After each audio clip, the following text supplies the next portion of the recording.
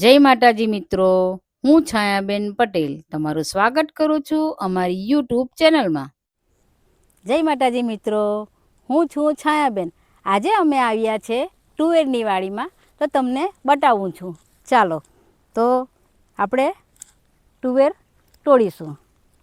અમે આ તુવેર રોપી છે, તો હું તમને એક એક કરીને તોડીને બતાવીશ.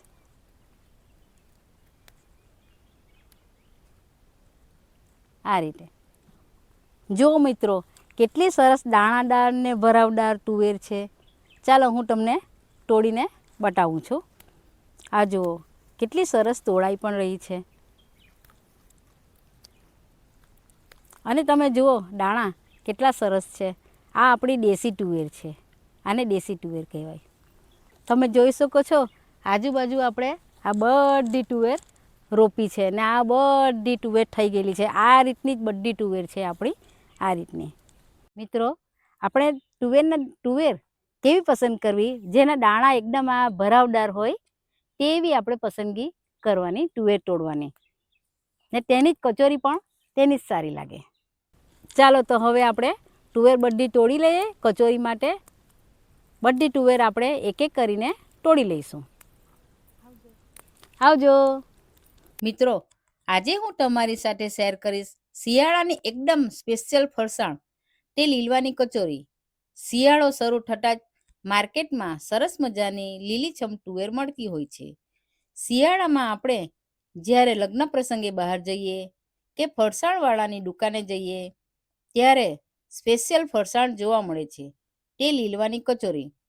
તો બહાર જેવી જ એકદમ લીલવાની કચોરી ક્રિસ્પી કેવી રીતે બનાવાય અને પૂરણ એકદમ ટેસ્ટી કેવી રીતે બનશે, અને કચોરીમાં બિલકુલ તેલ નહીં ભરાય, અને સાથે સાથે કચોરી બનાવતી વખતે કઈ કઈ વાતોનું ધ્યાન રાખવું કે તમારી કચોરી એકદમ સરસ બહાર જેવી બનીને તૈયાર થાય, અને તુવેરની કચોરીમાં ઉપરનું પડ સરસ ક્રિસ્પી બને અને અંદરનો માવો સ્પાઇસી અને ચટપટો બને.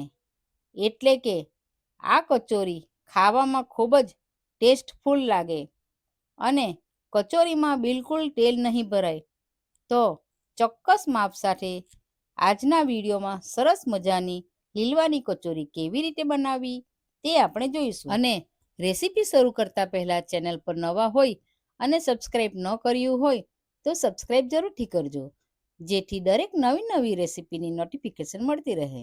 ચાલો તો બનાવવાનું શરૂ કરીએ. તો આપણે સામગ્રી જોઈ લઈએ. તો 300 ગ્રામ ફોલેલી દેશી તુવેરના દાણા લઈશું. આ દેશી તુવેર છે એટલા માટે એના દાણા થોડા નાના હોય છે.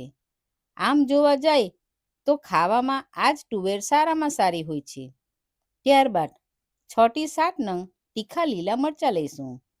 ત્યારબાદ 2 નંગ આદુના ટુકડા અને 5 થી 6 નંગ લસણ લઈશું. હવે 1 વાટકી છીણેલું ફ્રેશ કોપરું લઈશું. હવે 2 ચમચી જેટલી કાપેલી લીલી લસણ લઈશું અને 1 વાટકી કાપેલા લીલા ધાણા લઈશું. ત્યારબાદ 2 ચમચી સૂકી દ્રાક્ષ અને 2 ચમચી કાજુ લઈશું અને ખટાશ માટે 2 ચમચી લીંબુનો રસ લઈશું. હવે 2 ચમચી સફેદ તલ લઈશું. ચાલો તો હવે બનાવવાનું શરૂ કરીએ. તો સૌથી પહેલાં લોટ બાંધવા માટે મેં અહીં 3 વાટકી એટલે કે એક મોટું બાઉલ મેંદાનો લોટ લીધો છે. લોટ અહીં મેં ચાળીને જ લીધો છે. તમે અહીં મેંદાના લોટની જગ્યા પર ઘઉંનો લોટ પણ લઈ શકો છો. હવે 1 નાની ચમચી સ્વાદ પ્રમાણે મીઠું ઉમેરી લઈશું. ત્યારબાદ નાની ચમચી જેટલો અજમો ઉમેરી લઈશું, જેને આપણે હાથેથી મસળીને ઉમેરી લઈશું. આમ કરવાથી લોટમાં સુગંધ અને સ્વાદ સરસ આવશે. હવે 3 ચમચી ઘી ઉમેરીશું. મોણ માટે આપણે ઘીનો જ ઉપયોગ કરીશું, જેથી પડ સરસ ક્રિસ્પી બને. તમે ઘીની જગ્યા પર તેલ પણ ઉમેરી શકો છો. મિત્રો, લોટમાં આપણે મુઠ્ઠી પડતું ઘી ઉમેરવાનું, તો જ આપણી કચોરી ક્રિસ્પી બનશે. હવે આપણે લોટમાં સરખી રીતે ઘી લાગી જાય તે રીતે બરાબર મિક્સ કરી લેવાનું. પછી તમારે ચેક કરી લેવું કે આપણા લોટમાં મોણ બરાબર છે, અને ના હોય તો 1 ચમચી ઘી ઉમેરી લેવાનું. હવે આપણે લોટ બાંધી લઈશું. આ સ્ટેપ ઉપર લોટમાં અમુક જણા લીંબુનો રસ ઉમેરતા હોય છે, પણ હું અહીં નથી ઉમેરતી. તો પણ આપણી કચોરી ક્રિસ્પી બનશે. હવે જરૂર પડે તેટલું પાણી ઉમેરતા જઈ લોટ બાંધતા જઈશું. પહેલાં તમારે પાણી હથેળીમાં લઈ લેવાનું અને થોડું થોડું પાણી ઉમેરતા જઈ લોટ બાંધી લઈશું.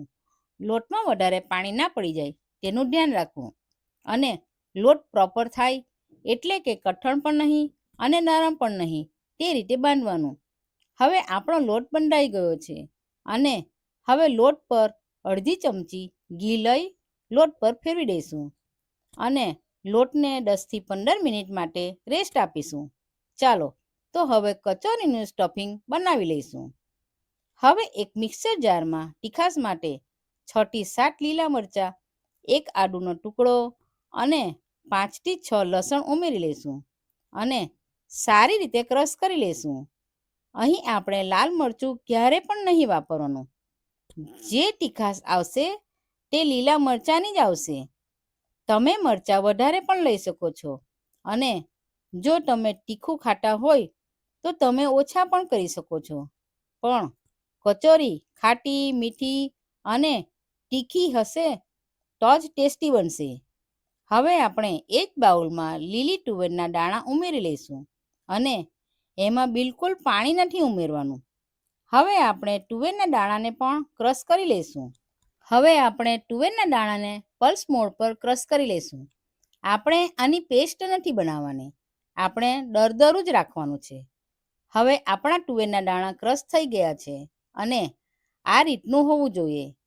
એકાદ તુવેર આખી રહી જાય તો વાંધો નહીં, ખાટી વખતે સરસ લાગશે, તેની તમારે ચિંતા નહીં કરવાની.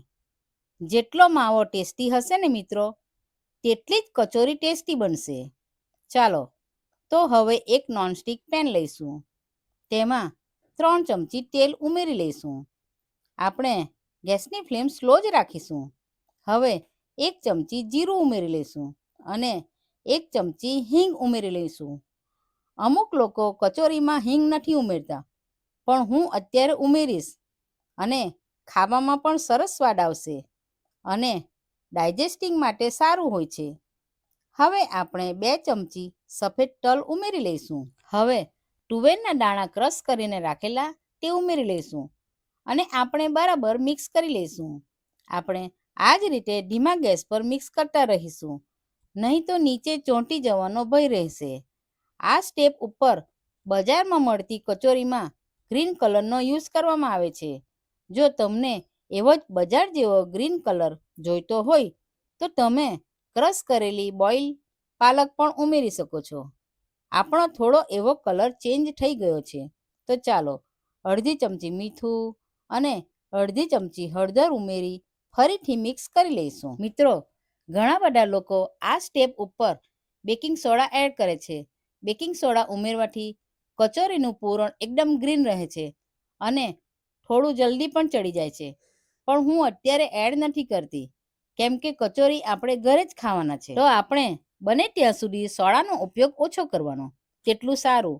આપણે સ્ટફિંગને સતત હલાવતા રહેવાનું, જેથી નીચે ચોંટી ના જાય અને પ્રોપર ચડી જાય. તેના માટે આપણે 5 મિનિટ ઢાંકણ ઢાંકી દઈશું, અને એકવાર ઢાંકણ ખોલીને તમારે ચેક પણ કરી લેવાનું. હવે 5 મિનિટ થઈ ગઈ છે. હવે ઢાંકણ ખોલી લઈશું. મિત્રો, આપણું સ્ટફિંગ ચડી જાય પછી જ મસાલા ઉમેરવાનો. આગળથી તમે ઉમેરશો તો મસાલા કાળા પડી જશે અને તેનો સ્વાદ પણ બરાબર નહીં આવશે. ચાલો તો હવે મસાલા એડ કરી લઈએ. હવે આપણે કચોરીના સ્વાદને ટેસ્ટફુલ બનાવવા માટે 3 ચમચી જેટલું છીણેલું લીલું નાળિયેર ઉમેરી લઈશું. આનાથી કચોરીનો સ્વાદ ખૂબ જ સરસ લાગે છે. એની જગ્યાએ તમે સૂકું કોપરાનું છીણ પણ ઉમેરી શકો છો. હવે 2 ચમચી કાજુના ટુકડા ઉમેરી લઈશું. હવે એમાં 2 ચમચી દ્રાક્ષ ઉમેરી લઈશું. હવે કચોરીના સ્ટફિંગને ખાટું અને મીઠું બનાવવા માટે એની અંદર આપણે 2 ચમચી જેટલો લીંબુનો રસ એડ કરીશું, અને ગળપણ માટે 3 ચમચી દળેલી ખાંડ ઉમેરી લઈશું અને સારી રીતે મિક્સ કરી લઈશું. તમે જોઈ શકો છો કેટલો ટેસ્ટી માવો દેખાઈ રહ્યો છે. હવે એક નાની ચમચી ગરમ મસાલો એડ કરી લઈશું. ત્યારબાદ તેમાં ફ્રેશ લીલા ધાણા ઉમેરી લઈશું અને થોડી લીલી લસણ પણ ઉમેરી લઈશું. કચોરીમાં લીલી લસણનો સ્વાદ ખૂબ જ સરસ લાગે છે. હવે આપણે બરાબર મિક્સ કરી લઈશું અને જો સ્ટફિંગમાં તમારે કંઈ ઉમેરવું હોય તો આ સમયે ઉમેરી લેવું અને આ સમયે સ્ટફિંગ પણ ચેક કરી લેવું. મીઠું બરાબર છે કે નહીં તે ટેસ્ટ કરી લેવું. હવે 5 મિનિટ માટે સ્ટફિંગને ઠંડુ કરવા મૂકીશું. હવે 5 મિનિટ થઈ ગઈ છે. આપણે સ્ટફિંગમાંથી નાના નાના બોલ વાળી લઈશું. આપણા સ્ટફિંગમાંથી જ બધા જ બોલ બનીને રેડી છે. હવે આપણો લોટ પણ 15 મિનિટ રેસ્ટ કરી લીધો છે. તેને પણ જોઈ લઈએ. હવે આપણે ફરીથી લોટને મસળી લઈશું અને આપણો બિલકુલ લોટ ઢીલો થયો નથી. આપણને આવો જ લોટ જોઈશે. કચોરી માટે આ લોટ પરફેક્ટ છે. હવે આપણે નાના લોટનો લુવો લઈ ગોળ કરી નાના નાના બોલ વાળી લઈશું. ચાલો તો આપણે પાટલી પર પૂરી વણી લઈએ. જો મિત્રો આપણો લોટ પરફેક્ટ હશે તો આપણે અટામણ લેવાની પણ જરૂર નહીં પડે અને કચોરીમાં ક્યારે કોરો લોટ લઈને નહીં વણવાનું. તમારે લોટ જ પ્રોપર બનાવવાનો છે. હવે આપણે સાઈડ પરથી પણ વણતા જવાનું છે. આપણે બધી સાઈડથી વણી લઈશું. અત્યારે આપણે પૂરી મીડિયમ સાઇઝની જ રાખી છે. આપણે પૂરીની થિકનેસ વધારે જાડી પણ નહીં અને પાતળી પણ નહીં, મીડિયમ સાઇઝની રાખવી. હવે સ્ટફિંગનો બોલ બનાવ્યો તે આ રીતે મિડલમાં મૂકી ચારે બાજુથી પૂરીને કોટ કરી દઈશું.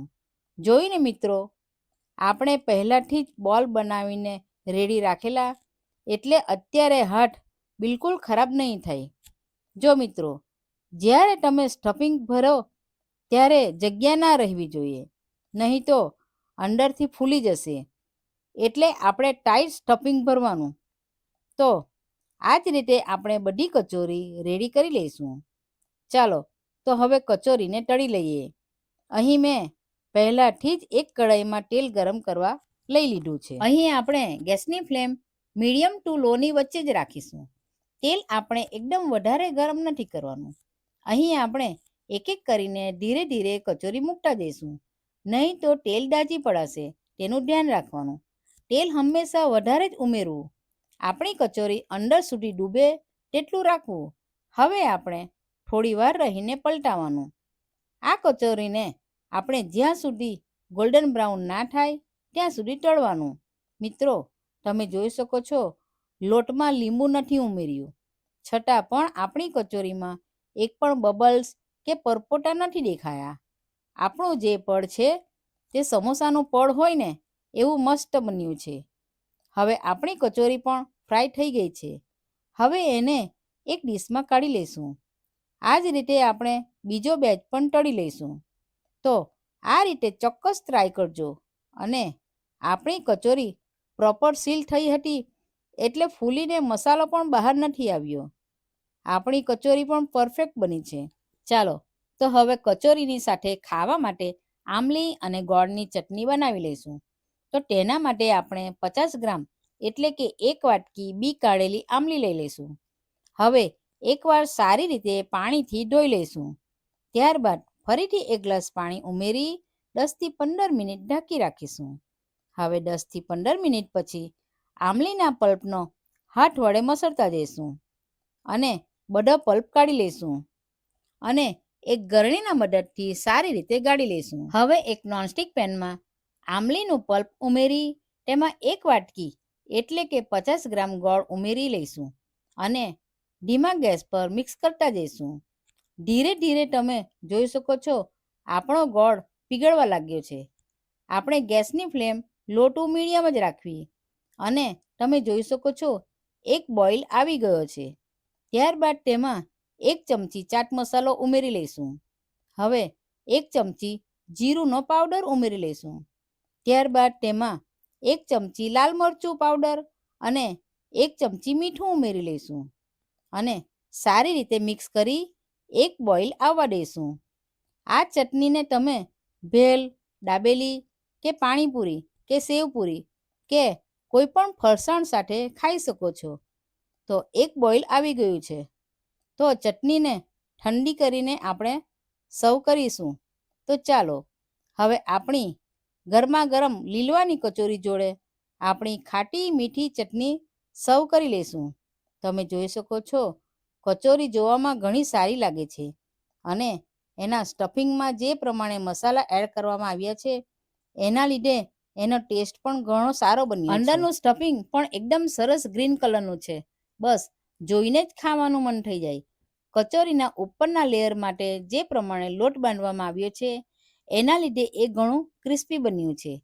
આ રીતે તુવેર લીલવાની કચોરી બનાવીને સવારના નાસ્તામાં કે સાંજના નાસ્તામાં મનપસંદ ખાટી મીઠી આમલીની ચટણી કે ટામેટા સોસ કે ધાણાની ચટણી કે બેસનની ચટણી સાથે ખાવાની ઘણી સારી લાગે છે અને બાળકોને લંચ બોક્સમાં પણ આપી શકાય અને મહેમાનોને થાળીમાં કે ફરસાણ તરીકે પણ પીરસી શકાય.